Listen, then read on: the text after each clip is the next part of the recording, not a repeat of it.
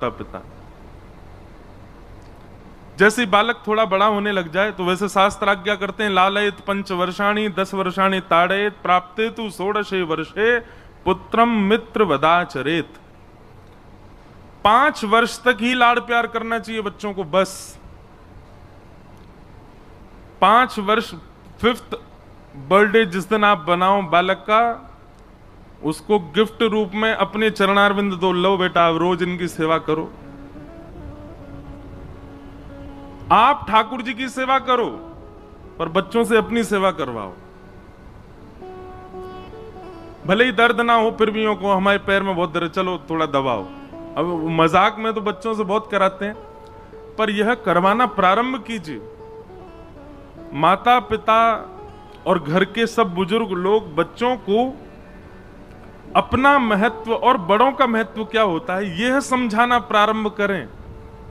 वह बालक निश्चित ही 11-12 वर्ष की आयु में आकर के अपने आप हनुमान चालीसा याद कर लेगा, अपने आप हनुमान जी की सेवा करने लगेगा, अपने आप मंदिर में जाकर के पूजा करेगा। लेकिन जो बालक मातृ पितृ सेवक नहीं है वो निश्चित है कि बड़े होकर ठाकुर जी का सेवक भी नहीं बन पाएगा। आजकल के युवाओं को भी ये बात समझनी है, माता और पिता के श्री चरणार विंदों में श्री भी होती है। माता पिता के श्री चरणार विंदों में आशीष लेने से हमारी जो दुर्बुद्धि है, हमारी जो विवेक बुद्धि जो शांत हो चुकी है, वो मातृ पितृ आशीष से ही जागृत होती है। विवेक बुद्धि किसको कहते हैं? सही गलत की पहचान होना, निर्णयात्मक बुद्धि प्राप्त होना,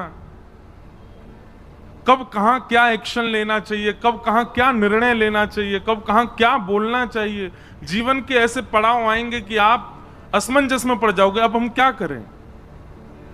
उस असमंजस में जो विवेक बुद्धि हमारे चित्त में होनी चाहिए वो मातृ पितृ आशीर्वाद से ही प्राप्त होती है। इसलिए प्रातः काल उठ के रघुनाथा, मात पिता गुरु ना वही माथा। श्री राम जी रोज अपने मातृ पितृ चरण कमलों में प्रणाम करते हैं। आप कहें कि अगर हम दूर हैं, माता पिता समीप नहीं है, तो क्या करें? तो हमारे यहां मानसिक सेवा का बहुत ऊंचा विधान है। आप मन से माता पिता का स्मरण कर लो। अभी मैं ऑस्ट्रेलिया गया था, वहां मैंने एक ऐसे ठाकुर जी के दर्शन किए, भैया ने ठीक करो, थोड़ा रूखापन है, ठीक करो उसे। तो वहां आते थे बहुत सारे बालक मिलने के लिए। एक बालक आया और उसने अपने घर की सेवा का मुझे दर्शन कराया फोन में। तो जब हमने दर्शन किए तो पता क्या था, एक सुंदर सा मटका था और मटका पे ही तिलक लगा था, चंदन रोरी आदि सब। मटका के ऊपर ही पगड़ी पहना रखी थी, मटका कोई माला वाला पहना करके मोतियों से सुंदर सजा करके ये दर्शन हुआ। मैंने कि ये क्या है? बोले महाराज जी यही हमारे युगल सरकार हैं। मैंने मटका में?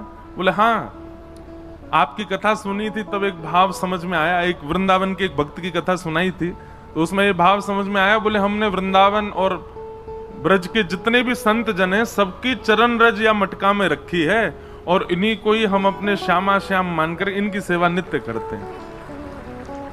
और सुनो, आगे मटका में तो संतों की चरण रज और उनका खूब सुंदर श्रृंगार, और उनके पीछे जो पिछवाई, जैसे ठाकुर जी के पीछे पिछवाई लग रही है, कढ़ाई आदि सब बनी है बढ़िया सुंदर, उनके पीछे 2 पिछवाई लगी थी, दोनों पर चरण चिन्ह थे। बोले ये हमारे माता पिता के चरण चिन्ह हैं। बोला हम ऑस्ट्रेलिया पढ़ने आए हैं महाराज जी, हम यही सेवा करते हैं। हम गोपाल जी नहीं लाए, हम कोई चित्र सेवा नहीं लेके आए, हम इन्हीं को ही अपने ठाकुर जी मान के सेवा करते हैं। उसका वो सेवा भाव देख करके आनंद आ गया। तो भैया यदि आपके चित्त में मातृ पितृ भक्ति नहीं है तो आप ठाकुर जी के तो कभी भक्त हो ही नहीं सकते। आपके चित्त में मातृ पितृ भक्ति नहीं है तो निश्चित है कि विवाह के बाद दुर्व्यवहार ही करोगे पत्नी के साथ। लेकिन मातृ पितृ चरण कमल में अटूट निष्ठा है तो निश्चित है कि आपका जीवन ठाकुर जी आपको स्वीकार कर लेंगे। तो इसलिए भैया निष्ठा बहुत बड़ी चीज है, निष्ठा रखो माता पिता के चरणों के ऊपर। आपने फिर दूसरी बात कही कि भगवत प्रसंग की चर्चा थोड़ी कम ना रहे। सब कथाओं का अलग अलग रूप होता है, हमारी एक जैसी कथा नहीं होती सब जगह। वातावरण के अनुसार, लोगों के अनुसार हर जगह की कथा का स्वरूप अलग है। अब यहां मथुरा के जैसे ब्रजवासी और वैष्णव बैठे, कथा उन्हीं के स्तर की होगी। अब यहां से अगली कथा हमारी जालंधर में है, पंजाब में, तो निश्चित है पंजाब की कथा है तो और सरल भाषा में होगी, क्योंकि ब्रज से विलग है स्थान, तो वैष्णव जैसे होंगे वैसी कथा होती है।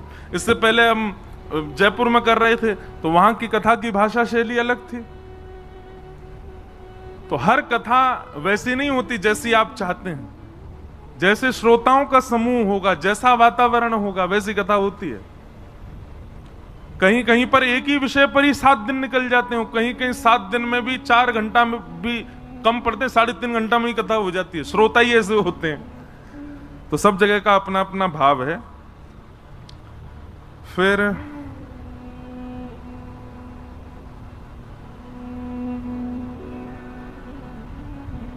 किन्हीं माता जी ने लिखा है कि मेरा पुत्र 11वीं कक्षा का छात्र है, विद्यार्थी है, आपकी कथा रोज सुनता है, परंतु वह समय से उठना सोना नहीं करता, उसकी दिनचर्या उचित नहीं है। अब मैया एक बात सुनो, अब उनके जीवन में वो कैसा क्या कर रहे हैं वो तो वो जाने, पर विद्यार्थियों को बहुत अल्प निद्रा लेनी चाहिए। विद्यार्थियों को ज्यादा से ज्यादा समय अपने अध्ययन काल को ही देना चाहिए। उसके अतिरिक्त जो भी व्यवस्था है उसमें जितना कम रहे उतना अच्छा। पर यदि वो फालतू के कामों में यदि सो उठ रहे हैं तो भैया आप समझ जाओ, हमारी कथा पे उंगली मत उठवाओ।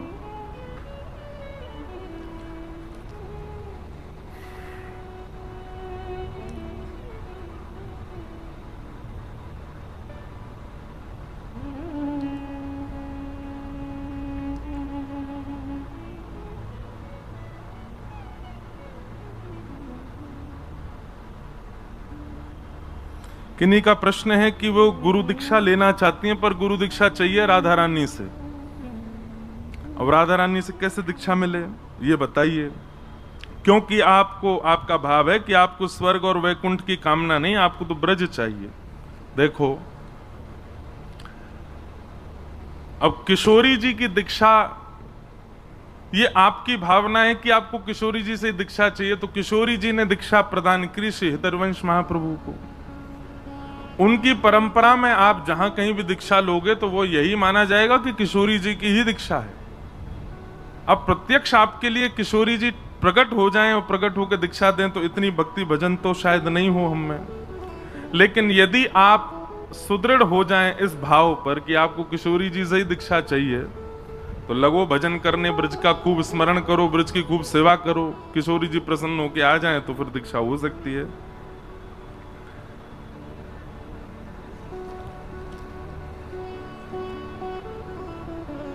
किन्हीं का प्रश्न है अंतर्निष्ठ भक्ति क्या होती है। अंतर्निष्ठ भक्ति का मतलब होता है गुप्त प्रेम। गुप्त प्रेम मतलब आपको कोई प्रिय लगता है पर आप उससे कभी बोलो मत, मन ही मन में उसको अपना प्रिय मानो। ऐसे ही भक्ति का स्वरूप होता है कि आप ठाकुर जी को भजते तो हैं पर प्रकट नहीं करते, बताते नहीं, किसी को दिखाते नहीं कि आपके चित्त में भक्ति भाव है। इसी को ही अंतर्निष्ठ भक्ति कहते हैं। अंतर्निष्ठ करने, भक्ति करने वाले का बाहरी स्वरूप और आंतरिक स्वरूप क्या कैसा होता है। बाहरी स्वरूप से वो नाटक करता है, केवल दिखाएगा सबको कि वो महाव्यसनी है, संसारी है, लेकिन अंदर से वो परम विरक्त होता है, परम शाश्वत होता है, परम ठाकुर जी का अधिकारी होता है।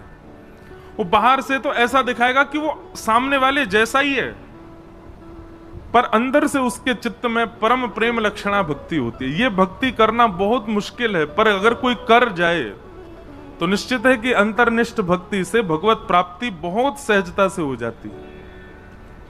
इसमें करना क्या है कि बाह्य रूप से आपको ऐसा प्रतीत कराना है संसार को कि आप संसार के ही हो, संसारी ही हो, पर अंतरंग भाव से ठाकुर जी के प्रति एक दिव्य निष्ठा का भाव है।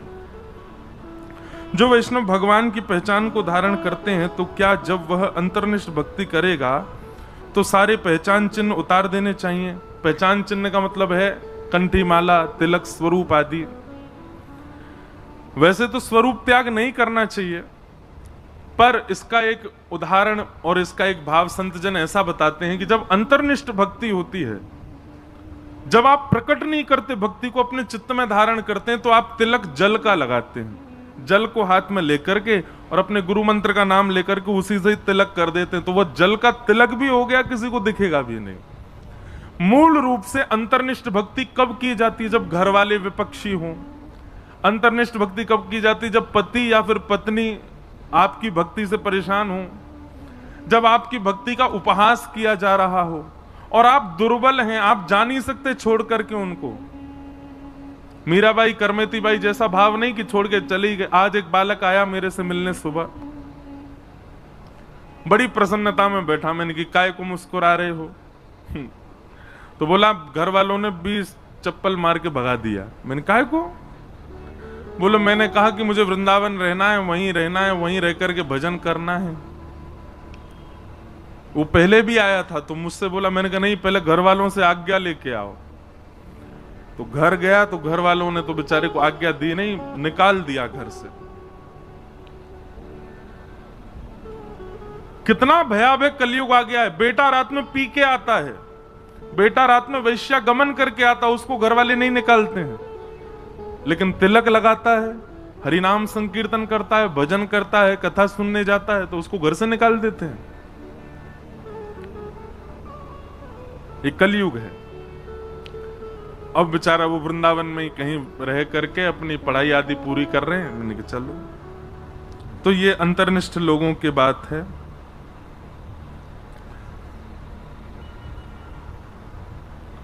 किन्हीं का भाव है कि गोविंद में हृदय अति लग रहा है, श्री राधा रानी में मन नहीं लग रहा, क्या करें? ठाकुर जी आपकी भक्ति से प्रसन्न नहीं है। आप जो भाव अर्पित कर रहे हो उससे शायद ठाकुर जी को कहीं ना कहीं कोई प्रसन्नता नहीं। तो यह बात निश्चित है कि किशोरी जी की भक्ति करो और श्याम सुंदर प्रिय लगने लग जाएं तो किशोरी जी प्रसन्न है। और ठाकुर जी की भक्ति करने लगो और करते करते किशोरी जी का जब कोई वाक्य सुनो, किशोरी जी की कोई लीला सुनो तो नेत्र सजल हो जाए, समझ जाना ठाकुर जी प्रसन्न है। हनुमान जी की भक्ति से यदि हनुमान जी प्रिय लगते हैं, राम जी प्रिय नहीं लगते, तो हनुमान जी प्रसन्न नहीं है आपसे। हनुमान चालीसा का पाठ करते करते करते राम जी से स्नेह हो जाए और राम राम जपते जपते जपते जपते श्री हनुमान जी प्रिय लगने लग जाएं। ये भक्ति का ये एक विपरीत स्वरूप होता है। आप जिसका भजन करो तो उसका प्रिय आपको प्रिय लगे। अरे भाई, प्रेम का ये स्वरूप है कि हमारे प्रेमी को जो प्रिय है वो हमको अपने आप प्रिय लगने लगता है। और यदि प्रेमी का प्रेमी प्रिय नहीं लग रहा है, इसका मतलब प्रेमी आपसे प्रसन्न नहीं है, इसीलिए वो अपने प्रेमी की चर्चा आपसे नहीं करता। अब जैसे आपका हमसे प्रेम है और मैं कहूं मुंह तो रसगुल्ला बहुत जोर को लगे, भैया रसगुल्ला ले आओ, गुलाब जामुन ले आओ, जो गोल गोल दिखे वाले कोई वैसे है नहीं, मैं ऐसे ही बोल रहा हूं। तो प्रेम का इस स्वरूप है कि प्रेमी को जो प्रिय आप वही उसके सामने प्रस्तुत करते हो। प्रेमी को जो प्रिय आपको भले वो प्रिय ना हो, फिर भी आप उसके आश्रय में जाकर के थोड़ा चिंतन करते हो, देखते हो अच्छा ठीक है इनको भिंडी सब्जी पसंद है, हम खा के तो देखें कैसी लगती। ठीक वैसे ही अगर आप ठाकुर जी की उपासना करते हैं और किशोरी जी के प्रति आपका भाव नहीं है, तो इसका मतलब यह कि आपकी जो भक्ति है उसमें कहीं तो चूक हो रही है, कहीं तो कुछ आपसे कुछ ऐसा कुछ भाव बन रहा है जिसकी वजह से किशोरी जी के प्रति प्रेम नहीं हो रहा है। और कोई यदि किशोरी जी कोई भजे जा रहा है, बस श्री राधा श्री राधा श्री राधा, ठाकुर जी के प्रति कोई भाव नहीं, तो निश्चित है कि उसकी भक्ति स्वीकार्य नहीं हो रही है। तो इसलिए चूक कहां हो रही है वो ढूंढो और उसको ठीक करो। किशोरी जी के प्रति प्रेम उत्पन्न हो तब समझो कि हाँ, लाल जी आपके भक्ति से प्रसन्न है।